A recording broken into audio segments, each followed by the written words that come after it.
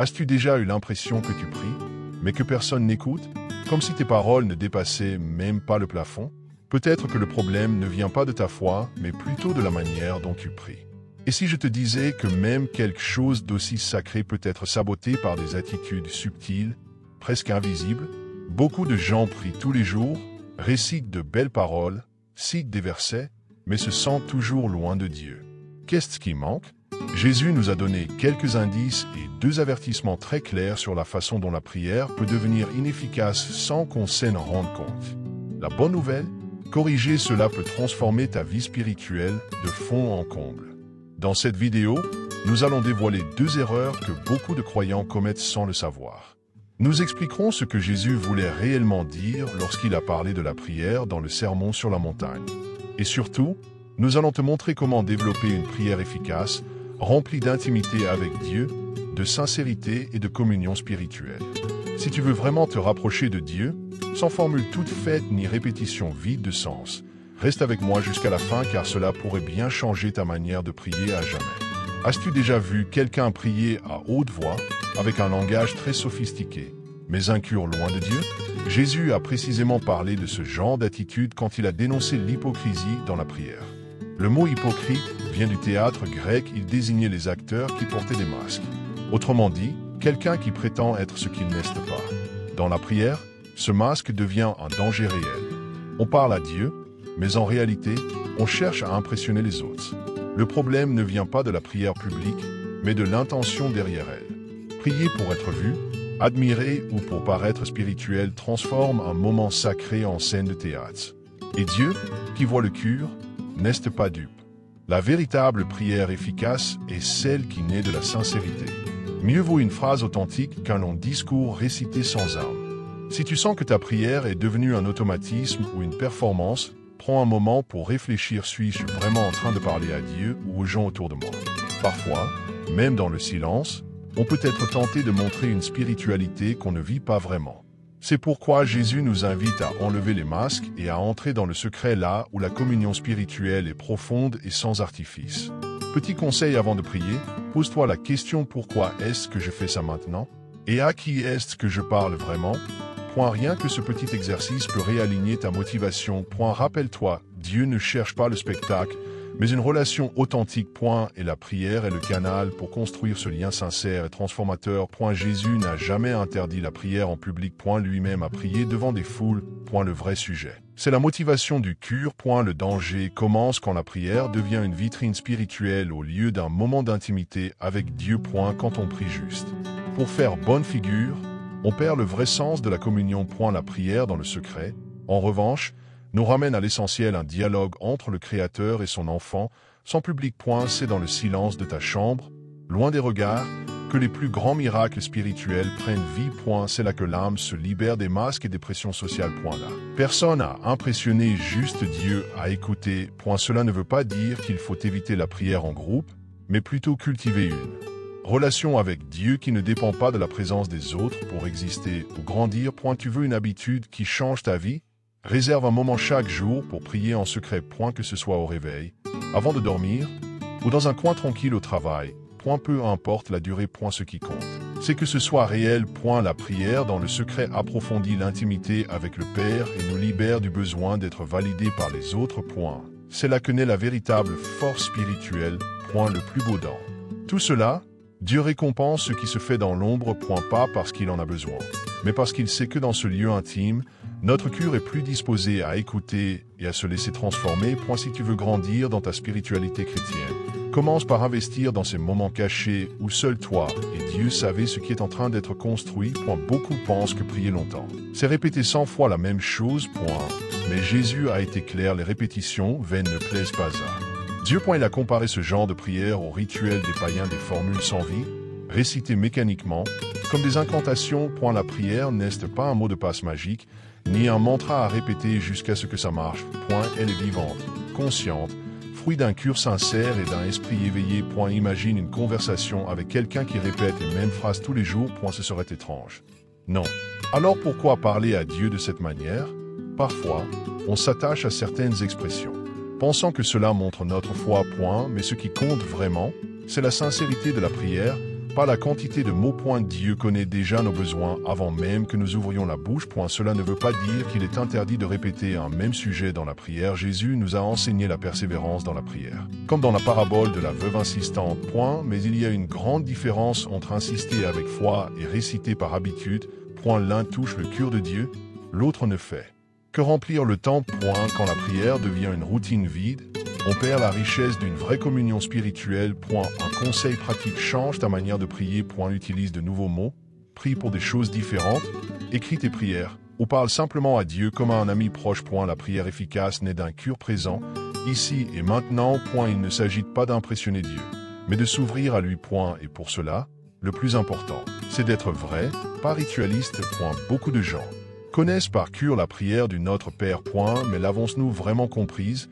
Jésus ne nous a pas donné un texte magique à répéter machinalement, mais un modèle de prière pour aligner notre cœur à la volonté de Dieu. Chaque ligne du Notre Père contient un principe spirituel puissant. C'est comme une carte pour aller plus loin dans la prière, pas un script rigide à réciter.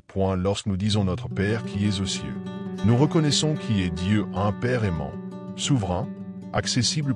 Dire que ton règne vienne, c'est exprimer notre désir de vivre sous son autorité et non sous l'emprise de notre ego. La prière va bien au-delà des demandes personnelles, elle nous enseigne à rechercher l'essentiel, la provision, le pardon, la force. C'est un moment pour écouter autant que pour parler.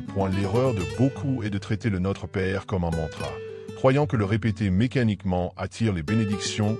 Mais Jésus avait déjà dit éviter les répétitions vaines. La vraie valeur de cette prière réside dans sa conscience, sa profondeur. La prière efficace commence lorsque chaque mot est prié avec intention et réflexion. Tu veux un exercice concret? Prends le Notre Père et divise-le en parties. Prie une ligne à la fois, en réfléchissant à sa signification. Demande-toi que m'enseigne cette phrase sur Dieu, sur moi, sur ma vie. La prière efficace n'est pas une question de vitesse, ni de rituel, mais de connexion. Et le Notre Père, quand il est vécu pleinement, devient un pont entre le ciel et ton âme. La prière efficace ne naît pas du nombre de mots, mais de la qualité de la connexion. C'est comme un fil direct avec Dieu, où ce qui compte vraiment, c'est l'honnêteté, la foi et la volonté d'aligner nos désirs avec les plans du Père. Beaucoup prient, mais peu se livrent pleinement à ce moment. Et c'est là que réside la différence entre parler à Dieu et simplement réciter des mots. Une prière remplie de distractions, dite à la hâte ou avec l'esprit ailleurs, perd sa puissance. Tout comme l'hypocrisie et les répétitions vides, le manque d'attention coupe le flot de la communion spirituelle. Prier pour de vraies demandes de la présence, de la conscience et un cœur prêt à écouter autant qu'à parler. La prière n'est pas un monologue, c'est un dialogue transformateur. Mais comment rester constant dans cette dynamique? Grâce à la persévérance dans la prière. La Bible est remplie d'exemples de personnes qui ont insisté pour parler à Dieu, même en l'absence de réponse immédiate. Le secret est de ne pas abandonner. Continue à prier, continue à chercher, continue à ajuster ta vie à ce que tu demandes. Dieu se laisse toucher non seulement par la demande, mais par l'engagement qu'elle révèle. Petit conseil lorsque tu pries, apporte des arguments.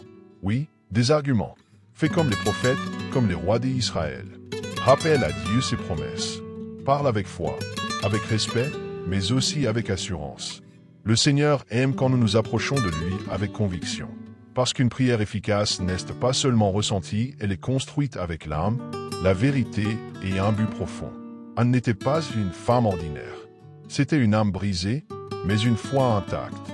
Chaque année, elle montait au temple en pleurant, portant une douleur que les mots ne pouvaient exprimer. Sa prière n'était ni jolie ni structurée. C'était un cri du cœur. Et c'est précisément cette sincérité qui a rendu sa prière si puissante, une prière sincère, mêlée de foi et d'intimité avec Dieu. Tandis que les autres voyaient une femme troublée, Dieu voyait une fille qui ouvrait son âme. Et là, dans ce temple, elle nous enseigne que la prière efficace ne nécessite ni applaudissement ni éloquence, elle demande un cœur ouvert. Elle n'a pas demandé richesse ou reconnaissance. Elle a demandé un fils. Et elle a promis de le rendre à Dieu. Sa motivation n'était pas égoïste, mais alignée sur la mission divine. Et cela a touché le cœur du Seigneur. Quoi fait Anne de spécial? Elle a prié avec ce qu'elle avait des larmes, de la foi et un vœu sincère. Et Dieu a répondu. Samuel est né d'une prière qui semblait invisible aux hommes, mais que le ciel a entendue. L'histoire d'Anne nous invite à sortir des prières formelles pour entrer dans une prière authentique, telle que nous sommes, avec le cœur nu devant Dieu. Tu veux appliquer cela dans ta vie? Arrête d'essayer d'impressionner. Commence à prier avec ce que tu ressens ici et maintenant. Tu es fatigué? Dis-le. En colère? Parle à Dieu de ta colère. Tu es désespéré? Crie ton désespoir. Dieu ne cherche pas des mots parfaits, il veut ton vrai toi. C'est ce que Anne a offert. Et c'est ce que Dieu a honoré. Imagine être encerclé par une armée ennemie, une lettre de menace à la main, toute une ville en panique. C'est exactement ce que le roi Ézéchias a vécu lors de la plus grande crise de sa vie. Au lieu de paniquer ou de se reposer uniquement sur des stratégies humaines, il est allé directement au temple et s'est placé devant Dieu. Sans bruit, avec humilité. C'est là que commence une prière efficace, une prière de confiance totale. Ézéchias a ouvert la lettre de menace devant Dieu littéralement. Il a exposé le problème, sans fioriture. Il a dit « Seigneur, regarde ça ». Il a prié avec foi, pour la gloire de Dieu.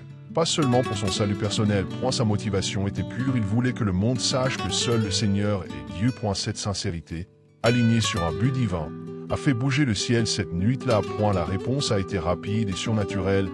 Dieu a envoyé un ange qui a détruit l'armée ennemie pendant la nuit. La ville a été sauvée. Sans qu'une seule épée ne soit levée. Cela montre que dans les moments de crise, une prière faite avec foi et direction peut déclencher des miracles réels. Il ne s'agit pas de paniquer, mais de faire confiance pleinement au pouvoir de Dieu. Et quand c'est ton tour de faire face à l'adversité, fais comme Ézéchias, apporte ton problème à l'autel. Qu'il soit physique, émotionnel ou spirituel. Écris, prie à voix haute, ouvre ton cœur. Ne cache pas ta douleur. Ne porte pas seul ton fardeau. La prière efficace, faite avec foi et persévérance, peut changer des situations qui, sans blesser les poings et surtout, elle te transforme toi aussi. Il est temps de tout arrêter un instant et de réfléchir à quoi ressemble ta vie de prière. Est-ce une vraie conversation avec Dieu ou juste une routine épuisante? En ce moment même, je t'invite à mettre de côté les distractions, à ouvrir ton cœur et à faire une prière différente. Elle n'a pas besoin d'être longue ou parfaite. Elle a besoin d'être sincère. Demande au Seigneur de t'apprendre à prier avec vérité, avec but, avec l'âme.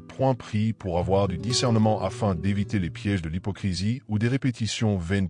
Parle à Dieu comme à un père aimant, pas comme à un juge distant. La prière est un cadeau, un lieu de guérison, de direction, de paix. Et plus tu pries avec sincérité, plus tu développes une intimité avec Dieu qui transforme chaque domaine de ta vie. Tu n'as pas besoin d'un moment parfait pour commencer. Tu peux le faire. Maintenant, là où tu es. Il suffit de fermer les yeux ou de les garder ouverts et de parler à Dieu à ta manière. Ce qui compte, c'est que ce soit vrai. Une prière efficace vient de l'âme et porte la foi. Même quand cette foi semble minuscule. Dieu ne méprise jamais un cœur brisé. Et pourquoi ne pas garder cette conversation ouverte tout au long de la journée? Ne te limite pas au moment formel. Transforme tes pensées, tes doutes, tes peurs et tes joies en prière. Fais de chaque instant une opportunité de connexion avec le ciel. Le défi est lancé. Prie plus, prie mieux, prie en profondeur. Parce que bien prier n'est pas une question de technique, c'est une question de relation. Maintenant que tu connais les erreurs qui affaiblissent la prière et surtout comment les éviter, laisse-moi te poser une question. Comment vas-tu prier à partir d'aujourd'hui? Vas-tu continuer à répéter des mots sans vie, à chercher l'approbation des autres? Ou vas-tu te lancer dans une véritable aventure d'intimité avec Dieu? Peut-être as-tu réalisé que tes habitudes doivent changer. Peut-être as-tu prié pendant longtemps par peur ou par habitude, plus que par désir de communion. Mais la bonne nouvelle, c'est qu'il n'est jamais trop tard pour recommencer. Chaque prière sincère est un pont entre toi et le Père. Et lui, il est prêt à t'écouter avec attention, amour et puissance. Alors pourquoi ne pas mettre tout cela en pratique dès maintenant? Prends quelques minutes aujourd'hui pour faire une prière du cœur, sans précipitation, sans masque. Utilise ce que tu as entendu ici comme source d'inspiration. Mais laisse ton âme guider tes mots. Et si cette vidéo t'a aidé d'une manière ou d'une autre, ne la garde pas pour toi. Partage-la, envoyez-la à quelqu'un qui en a besoin. Et bien sûr, abonne-toi à la chaîne et active les notifications. Car ce n'est que le début. Ensemble, nous allons grandir en foi, en sagesse et en relation avec Dieu, un pas et une prière à la fois.